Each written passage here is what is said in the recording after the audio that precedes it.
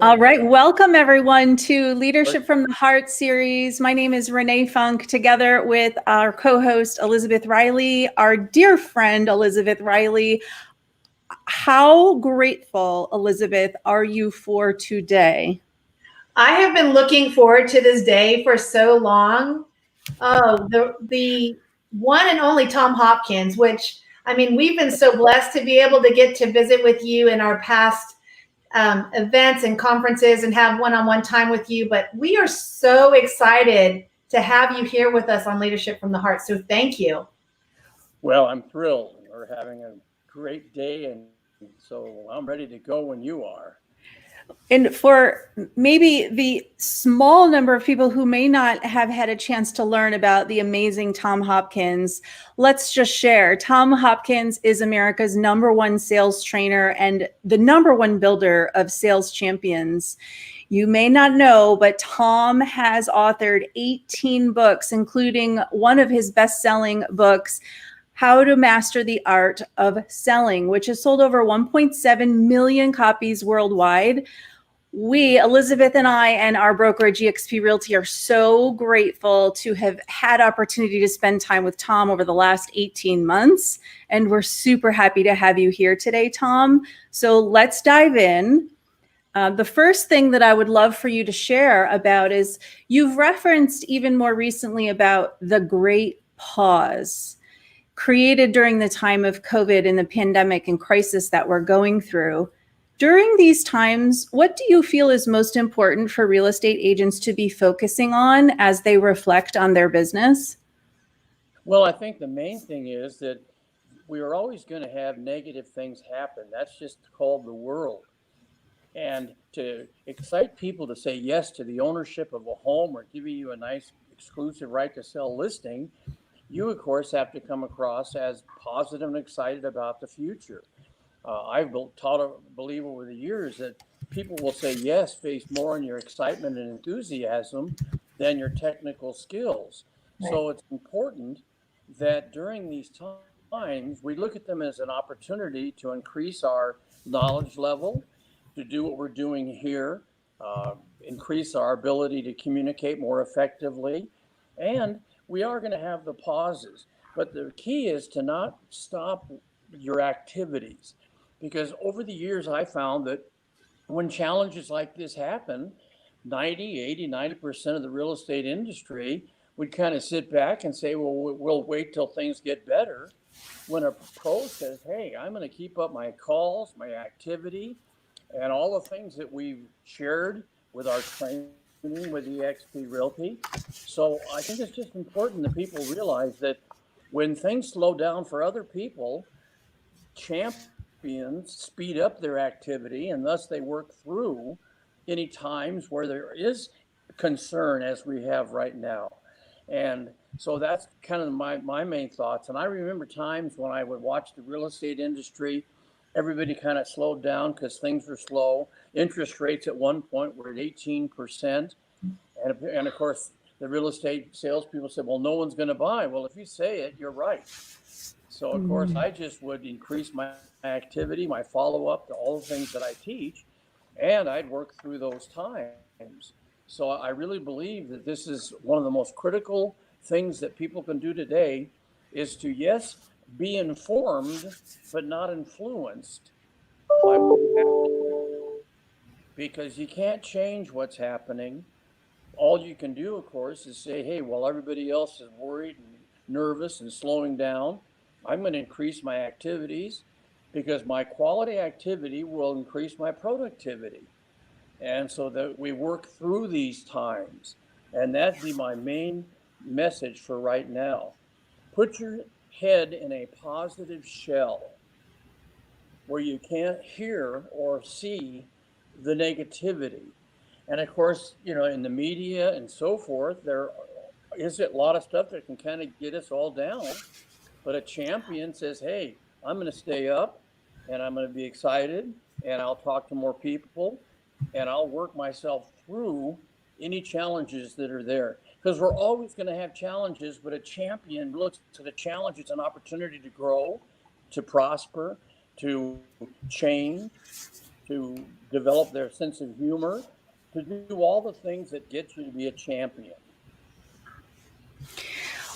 I love that your approach is so in alignment with, the way Renee and I do our business and so many others. Obviously, you have been very influential and powerful for people and for many, many, many years. One of the things that you talk about that I really appreciate is serving versus selling, right? And especially during these times, we've seen a lot of people step up and reaching out. How can I serve you? How can I help in an authentic way? Right? Why is being a servant leader so important? Well, many years ago, I decided that I didn't want to be a salesperson, a salesman. I really wanted to develop an attitude of servitude where people could see and feel that I'm not there to try to make money as much as I am to serve, and I'm serving, the money will come. And in fact, what I did many years ago is I took the famous dollar sign, which we all know, and I decided to make the dollar sign a big S in the word serve, so that every time I'm thinking about my income, I'm thinking of the service I'll give to have the income come to me. And also, I had another belief that if you overserve, and then you will outsell your competition. Isn't that a great sentence? Overserve and outsell your competition. And that's really what I think you need to do. Be a servant to your fellow man. And when you go in to take a listing, they have to feel in your heart that you're not there to try to get a commission as much as to earn the fee for service that you'll deserve because of the great job that you do. And this is one of the things I always tried to do. And of course, if you walked in my office to look at homes, I would spend time, sit you down, ask you lots of questions, try to communicate to where you see that I'm interested in more what I can do to make you happy than to make a transaction for me. And that's kind of the way I always lived, and I still do in my seminar business. Of course, I've been doing for too many years. I won't tell you. You'll say, what an old rascal. Anyway, so serve, out overserve and outsell all your competition. I have to piggyback on that too, to say, when I first learned about the amazing guidance and coaching that you've given throughout the whole sales industry, what most related to me as well is your mindset around serving, and that I have a customer service background and feel that in the real estate industry in particular, we have a bit of a gap incorporating customer service into the dynamic as we earn relationships. And earn is a powerful word. You taught me to use that word. I don't know if you know that, Tom, but I feel we have to earn each relationship that we have in our life, whether it's personal or professional. So if we take a look at, we've heard some topics being shared over the last couple months from many agents about agents getting back to basics during this time. What are your thoughts about getting back to basics, and what are the basics? Well, that's a great question. And I really believe that all activities have basics. For example, I know many of the folks watching us right now either know about golf or play golf. And one of my favorite activities is golf. And golf has got 4 basic fundamentals, and they call it GASP. And that's an acronym, as you know, I love acronyms, for grip, alignment, stance, and posture. GASP. So when you go to a school to learn golf or to get a lesson, they'll make sure you have the proper grip, the right stance, the right alignment towards the hole, and the right posture in the way you're standing. So GASP is the 4 fundamentals of golf. And of course, in real estate, there's 7 fundamentals. And the first fundamental is prospecting, meaning you must develop your own way of meeting more people.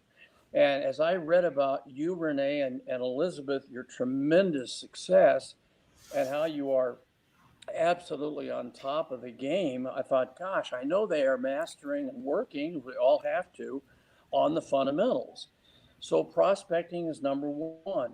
Number two is what we call original contact, meaning the average person meeting anyone will, in 17 seconds approximately, start making judgment calls as to how they feel about the person. This is why your original greeting, what you say, the way you come across, the way you are dressed, because they visually judge, all these little things add up to making a good original contact. And then, of course, the third fundamental is what we call qualification, where we must ask a lot of questions to where we isolate their motivation. Because people say yes to write a check to either on a deposit or the 6 month listing on the property based on that qualification that you do in the questioning process.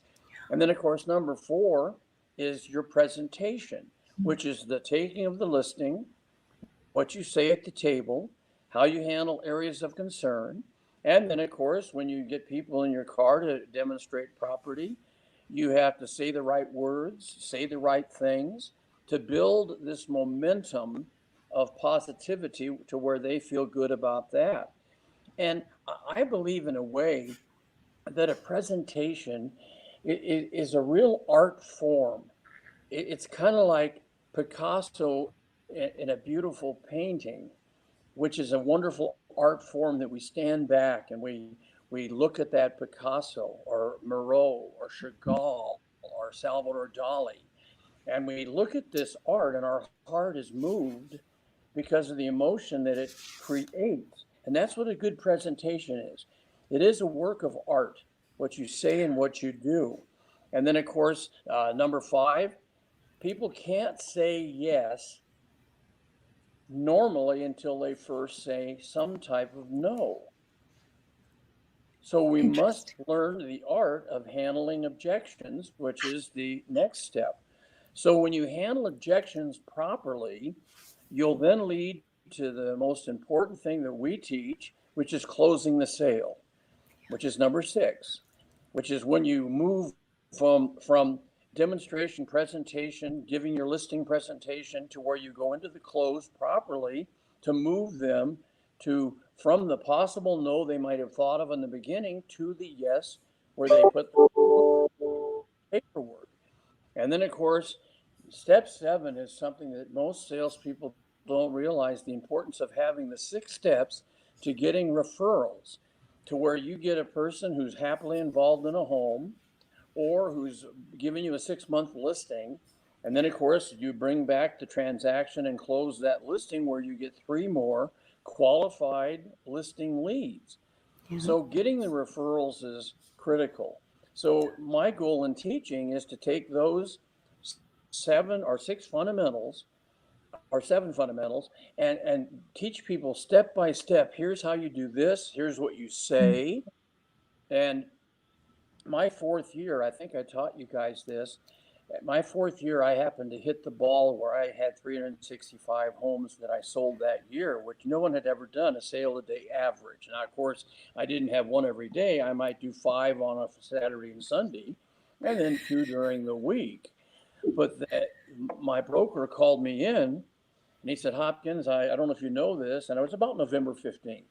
And he says, I don't know if you know this, but you're on target to sell an average of 1 home sale a day based on how many you've sold. Well, I hadn't been counting. And he said, if you do that, and we can boast that you've sold 365 homes in 365 days, your life is going to change. Because people will invest not only their time and energy and money, but to learn how you did it, what you said, what you did. And of course, those 7 fundamentals, if a person masters them and works on them, they have to not only make a lot of money, have a lot of fun, but build their net worth to where they literally enjoy the golden years of their life, financially independent, having not only a nice income, but not having to worry about money. One thing about real estate is you've got the best investment a person can have. So besides, I think, selling property, a person has to build in their own net worth and equities. And so that's kind of an overview of what the fundamentals are, and how I hope the people, that are letting us teach them will say, okay, Tom's going to tell us what to say and do. We're just going to copy it. And we'll tell you later how you all have access to all of my training thanks to Glenn Tanford and EXP. Well, and what you're teaching and those fundamentals, that bringing them all together, it's allowing you to make decisions not financially led, right? So you don't have to lead for reasons of financial, or I have to make it transactional. It's allowing you to make the right decisions based on truly serving others. And I think that's so valuable in what you've shared with us so many times, not even just today. It's that freedom. I don't have to let the dollar dictate what decisions I make, or what bad listing I take, or what agent or what buyer I work with that's not really going to benefit anybody, right? So it's setting up for success. And again, instead of just jumping in, it's like, okay, we all have to have a plan. So speaking of that, you always teach about the importances of little nuances, right? So separating the top producers from the, if you will, the mediocre agents. Share some of those, a couple of those that you think stand out to you. Well, I have a thing that I call the success kit, KIT. And the success kit, and again, an acronym, the KIT stands for keep in touch. Because I totally believe that the top income earners in real estate are what I call follow-up fanatics, to where they keep in touch with people, they follow up, they are going to earn the right. And you said the right word, Renee. You earn the right to have your business, to close sales and listings. And I think you earn it by not only giving the service, but having the heart that you have for people, where they feel that you care more about them. And I also try to teach this. I really want people that start making a good amount of money, because if you have the ability to live for even 6 months without making a dime, and I'm just throwing out a figure, you come across differently than when you're sitting there talking to people with a feeling like, man, I've got to get this listing because I need the money, or I've got to make this sale. And you guys' phenomenal success, of course, is evidenced by this basic belief that you make most when you least need to make most. And so we all have to set a goal.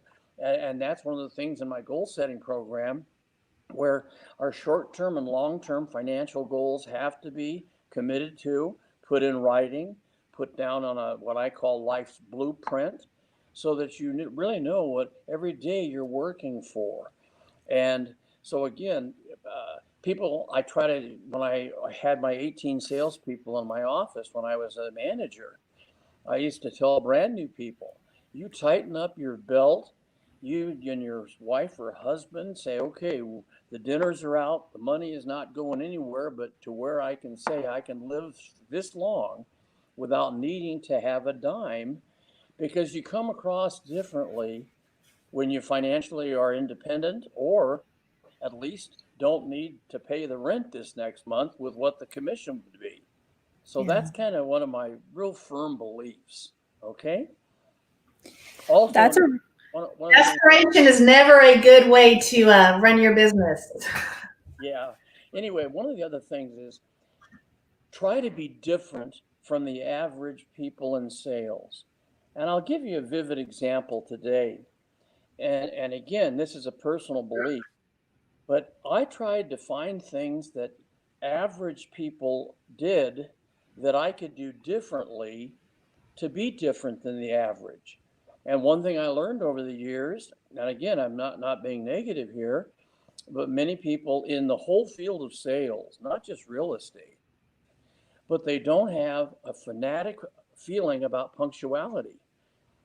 And I always did. In fact, I bragged about it. And I'd love the folks that are listening to maybe try this, because there is a truth that, because the way selling the whole field is, many people run late, or they have a 10 to 15 minute challenge of being on time. And I was fanatical. If I was to see you tonight at 7 at your home, I would drive up, watch my watch to the second, and hit that door at 7 o'clock on the button. Then when you opened it, I'd say, "Hi, Mr. Johnson. I'm Tom Hopkins with eXp Realty. And, well, we had an appointment at 7, and boy, it's right at 7. How are you tonight, sir?"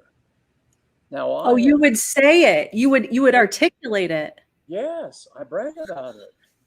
You know, "Hi, Mr. Johnson. My name is Tom Hopkins with eXp Realty. We had an appointment at 7, and oh, it's right at 7. How are you, sir?"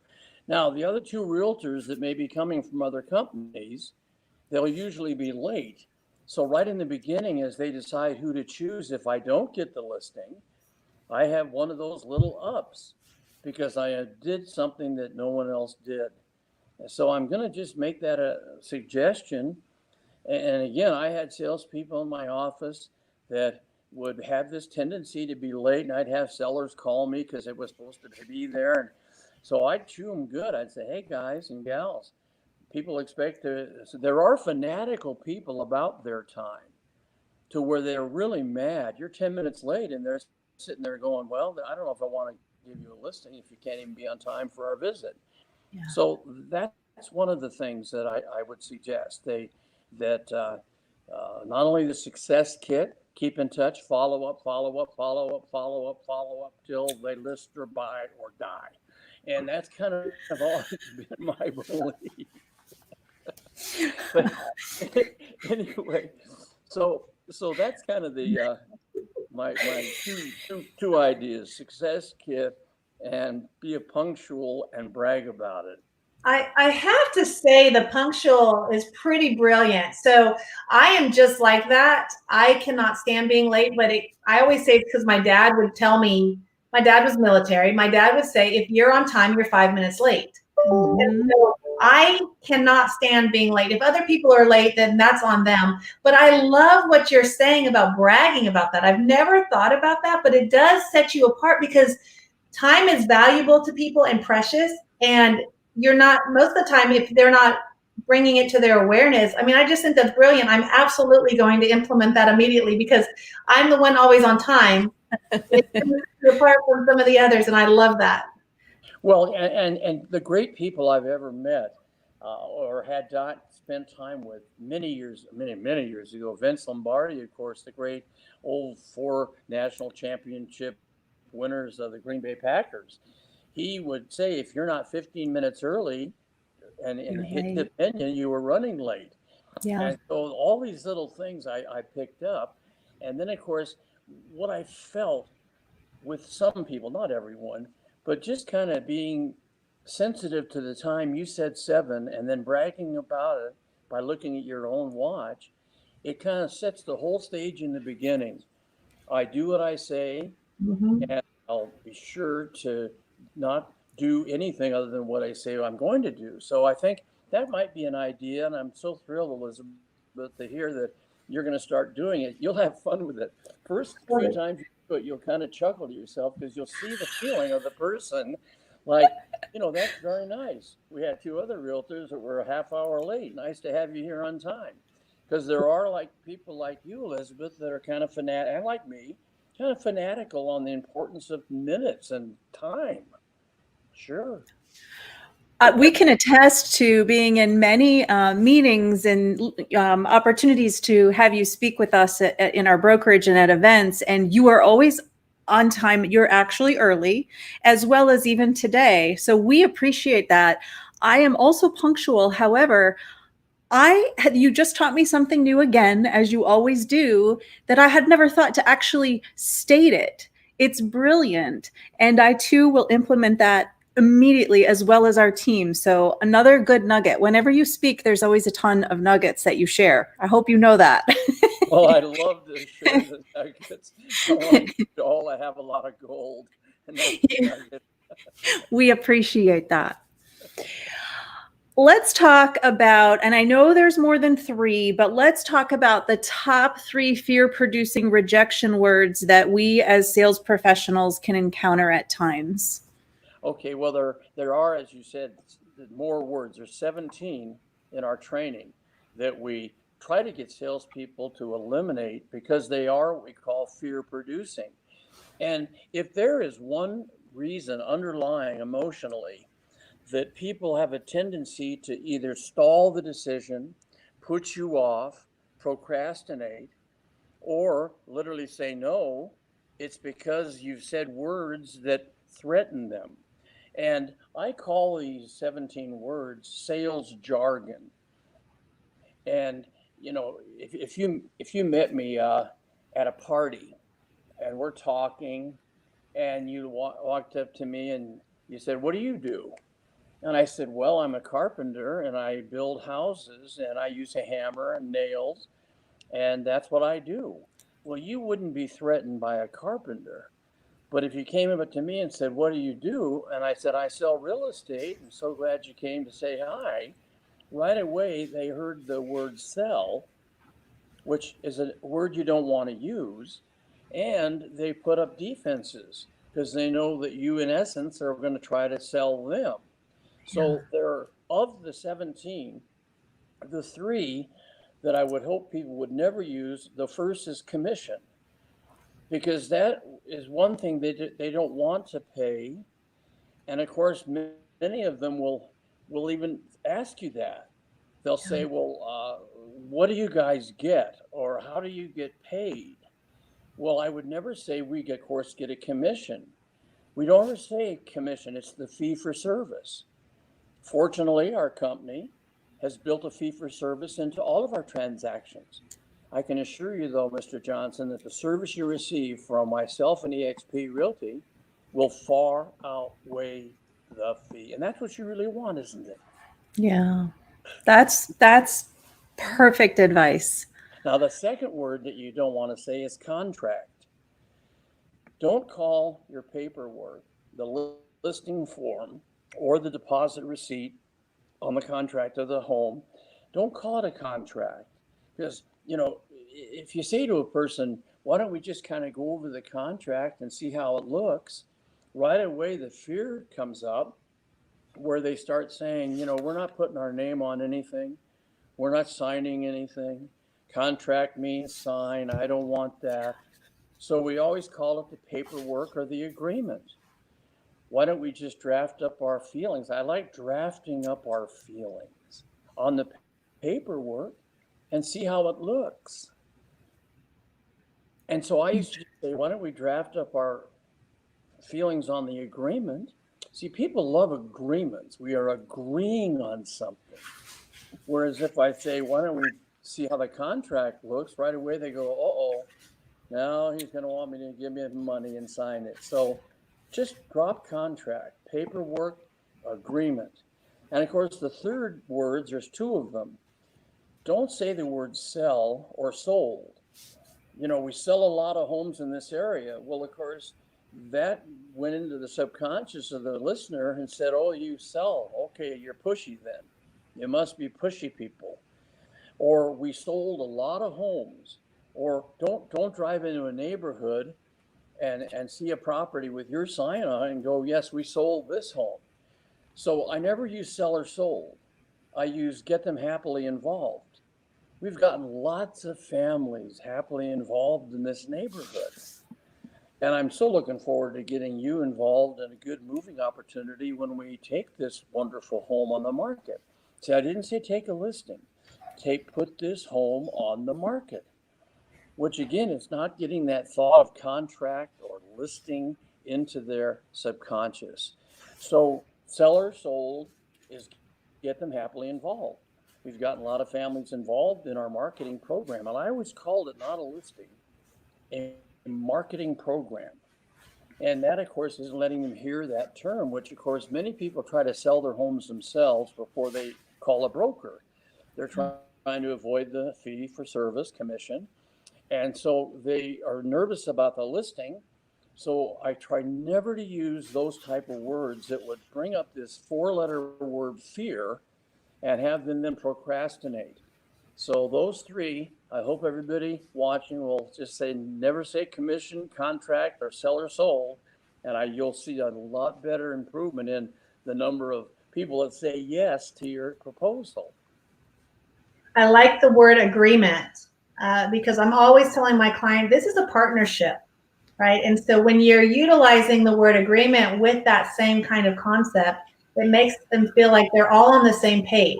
And I'm not just telling them what to do, that they actually have a lot of input in the decisions. So I do like changing that verbiage to agreement because it aligns with partnership. I think that's great.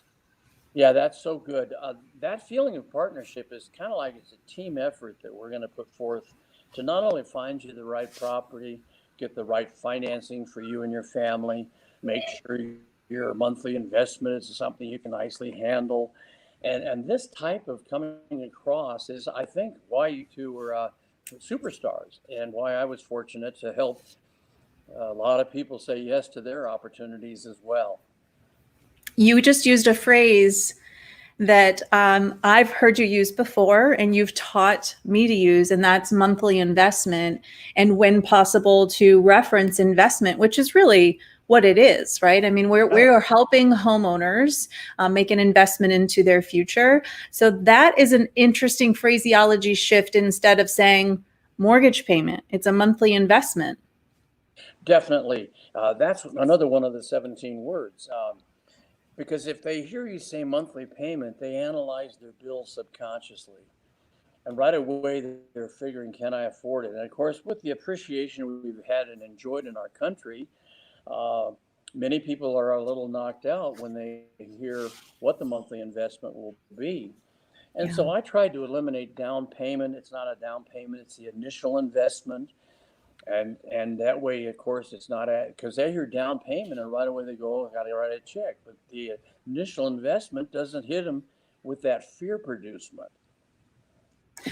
Well, it's actually true. I mean, that's what it is, right? And again, one of the many reasons why I love the way you approach the business with the servant leadership that you display is that these phrases, these little nuances, there's subtleties to them, but they're important and they can change the way you do business. So it's really great to hear you remind everyone of these subtle differences we can make.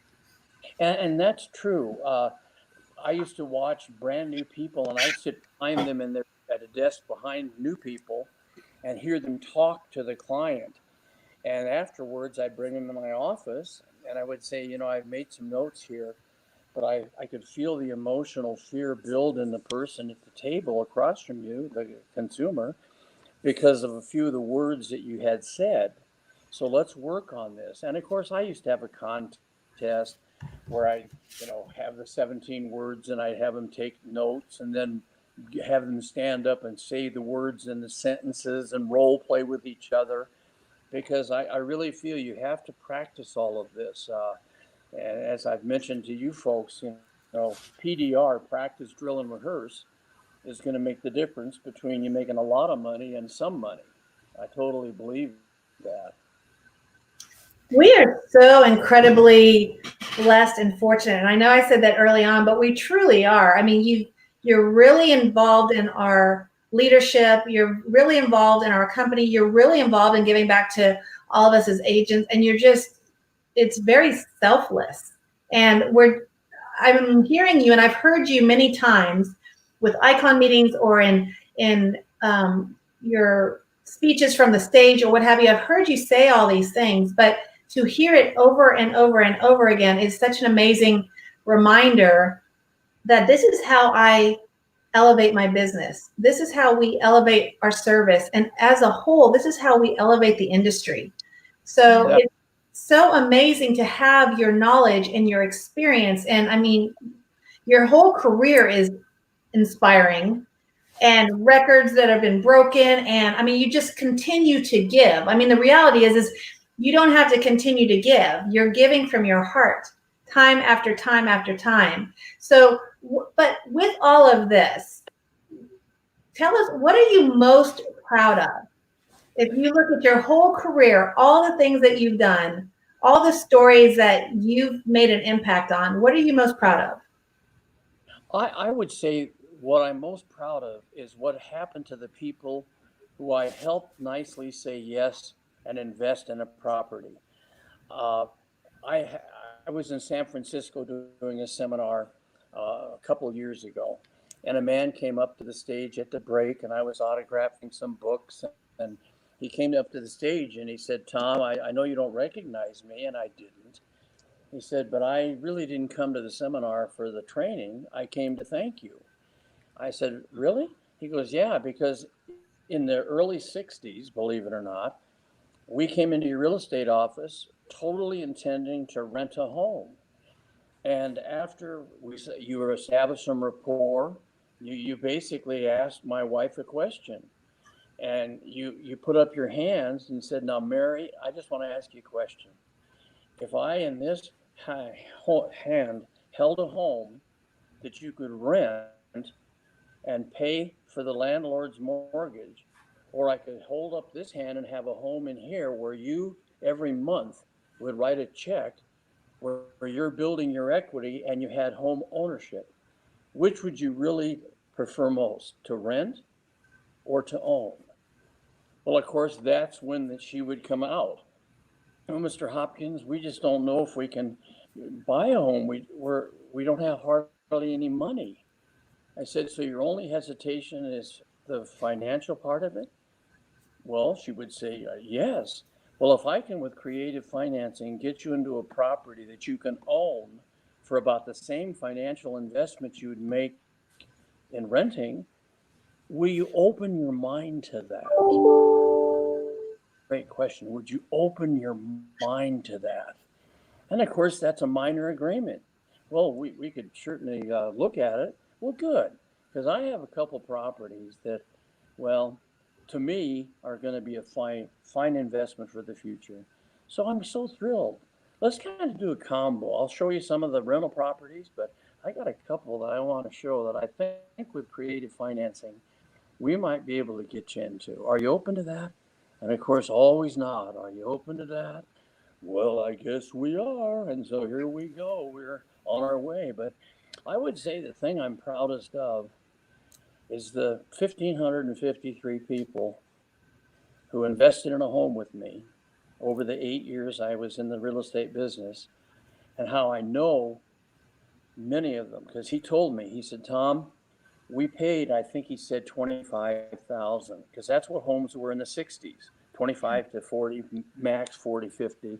I know it's hard to believe. But he says, "We are retiring this year, and we just sold our home for over 550,000.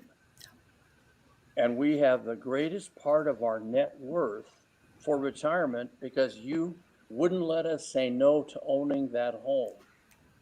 And in all those years, we've enjoyed it, but now we can retire with almost $500,000 thanks to you helping us say yes to ownership instead of renting."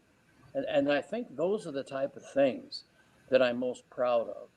And little things. I had an older couple come in and they had a home they had to sell. It was too big. And I had a young couple come in the next day that wanted a larger home. And so having them trade their properties, making the older couple happy with the smaller home and younger couple happy with the larger home. I mean, these are the things that you just get so excited about in this fabulous real estate business. I mean, I'll tell you, people, I have to be careful, but people say, "Tom, if you could go into any business, what would you choose?" And of course I say I have to be prejudiced, because I made 8 years of real estate, starting absolutely flat broke, no car. I didn't have a car. I was on a motorcycle.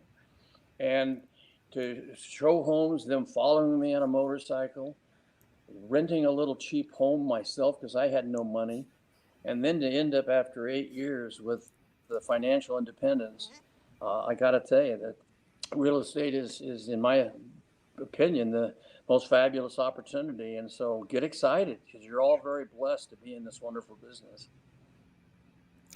You just make me smile. I mean, when I hear you sharing your thoughts on that, what keeps going through my mind is all the families that you were able to serve over time. And also thinking about, Elizabeth and I both feel the same way about our work, and that we do something very special.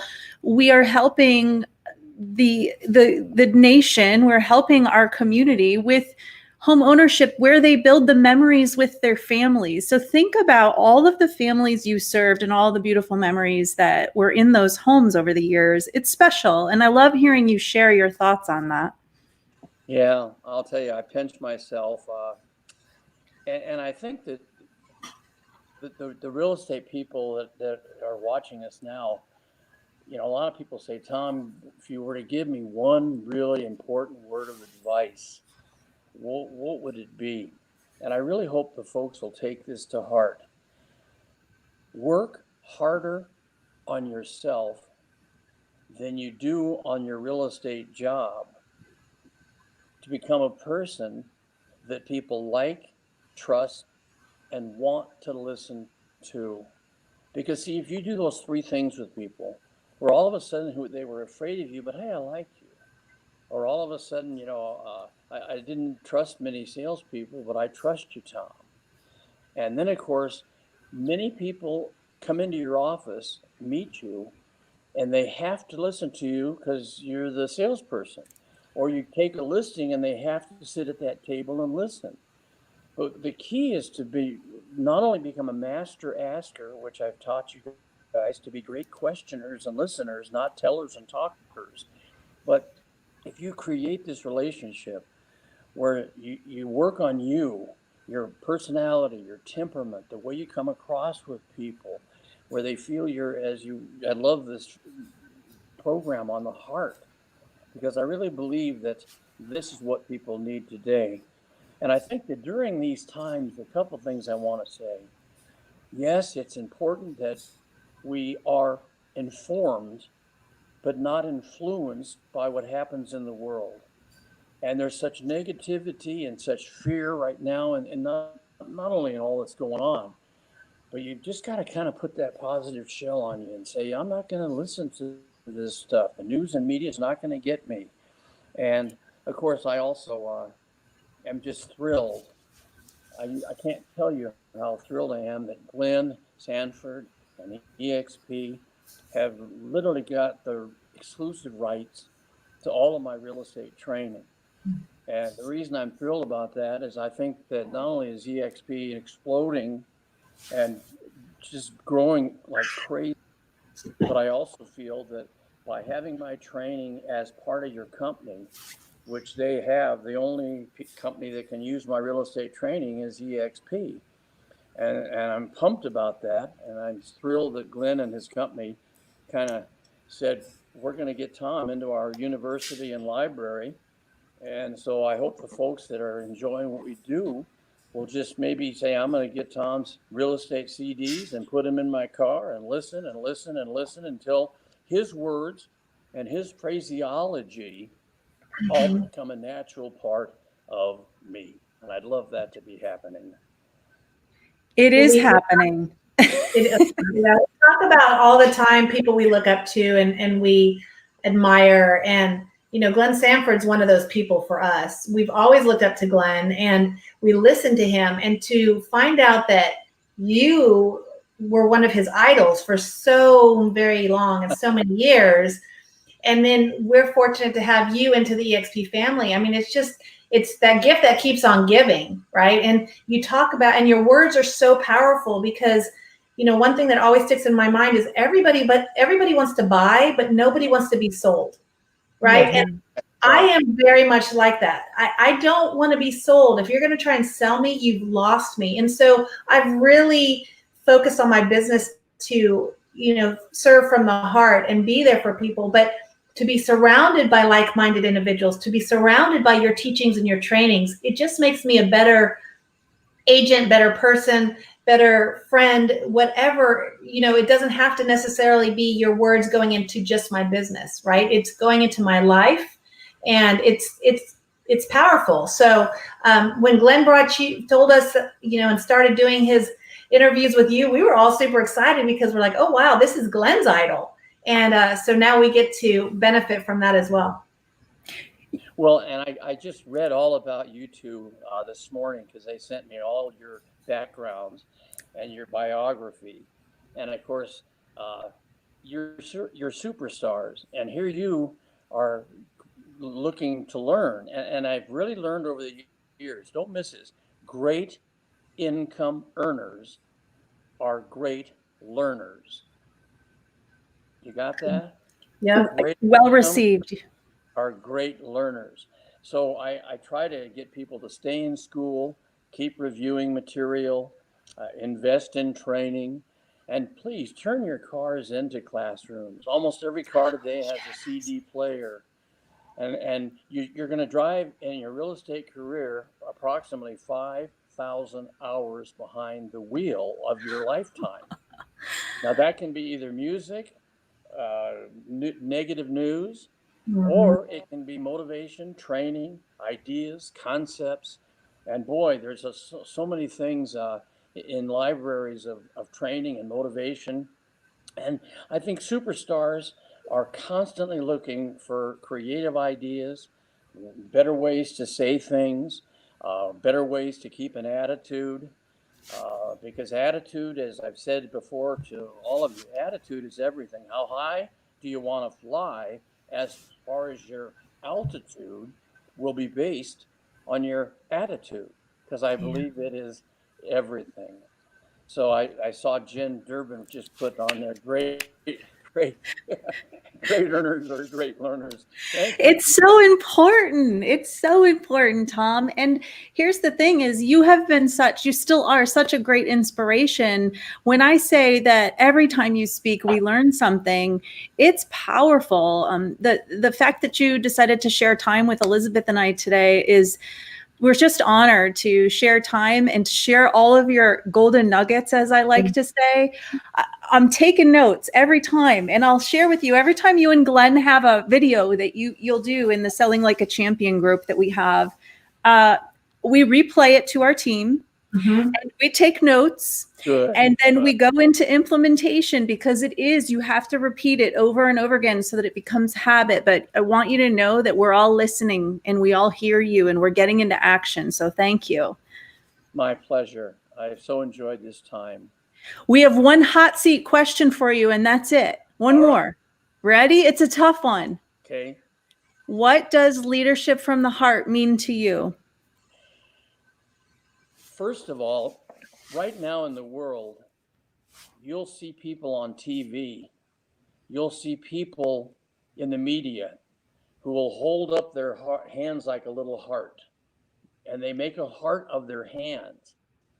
And that is kind of a way of saying, I love you. And that's showing my heart to you.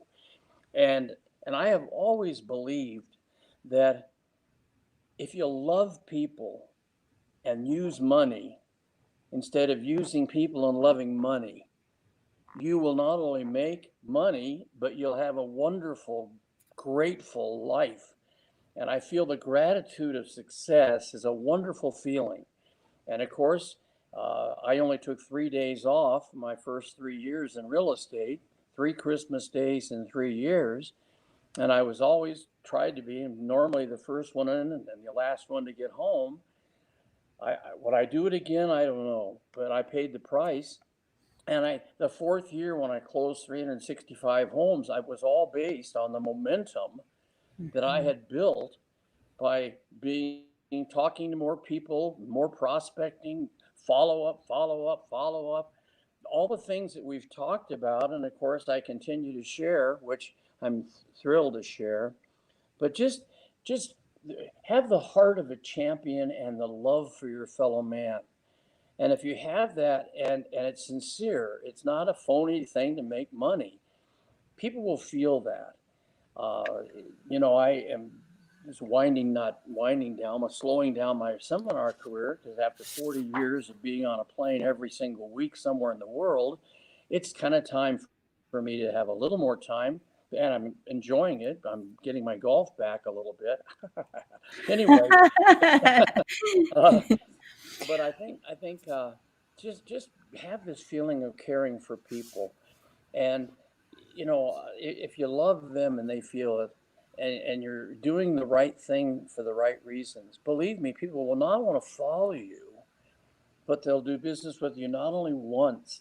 I've had some folks, I found 4 to 5 homes in the 8 years I was in real estate, moving them up, they'd make a better income. I'd market the home. I'd found them a year and a half, 2 ago, then move them into a larger property. And it was just a blast. So you that are out there, smile, be happy, and be thankful that not only are we in the greatest country in the world, and if you could travel with me to some of the countries, I recently came back from Manila, and if you drive 2 to 3 miles from the airport in Manila, the Philippines, and you see the way the folks live and what they have as homes, you come back and you've heard the old saying, kiss the ground that you walk on. Well, I have gotten off of my plane before and literally wanted to get down and kiss the ground because of this great country. So be thankful and thank God that we're blessed to live the way we can live here in the great U.S. We adore you, Mr. Tom Hopkins. I can't even, oh my goodness, this was so amazing. Elizabeth, how? I just. We are, yes. And it's funny you mentioned the whole heart because we do that a lot. We always do that to close out the show. And so Tom. It's for you. And we so adore you and we so appreciate you. And we're so grateful that you spent your time with us today. Well, keep in touch. Absolutely. Look forward to the next time we meet. And again, I salute you both for being superstars. And thank you all that are watching. And if we can add a little bit of success to your life, then we're doing the right thing. And because you're using what we teach, so are you. All of the best. Thank you. Have a wonderful day. You as well, ladies. Thank you. Bye-bye.